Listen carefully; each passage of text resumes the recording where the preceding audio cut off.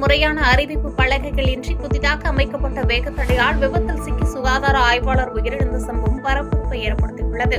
தேனி மாவட்டம் கம்பம் குமுளி தேசிய நெடுஞ்சாலையில் சிபியு மேல்நிலைப் பள்ளி அருகில் அமைக்கப்பட்ட வேகத்தடைக்கு அருகில் முறையான அறிவிப்பு பலகைகள் எதுவும் வைக்கப்படவில்லை.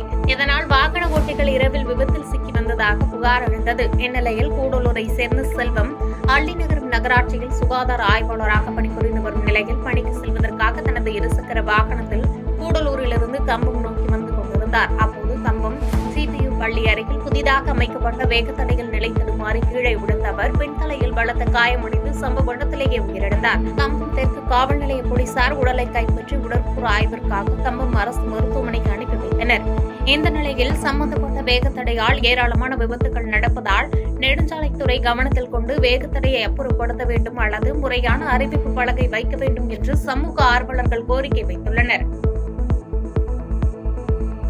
பாதகம் செய்பவரை கண்டால் நாம் பயங்கொள்ளலாகாது பாப்பா, மோதி மிதித்து விடு பாப்பா, அவர் முகத்தில் உமிழ்ந்து விடு பாப்பா.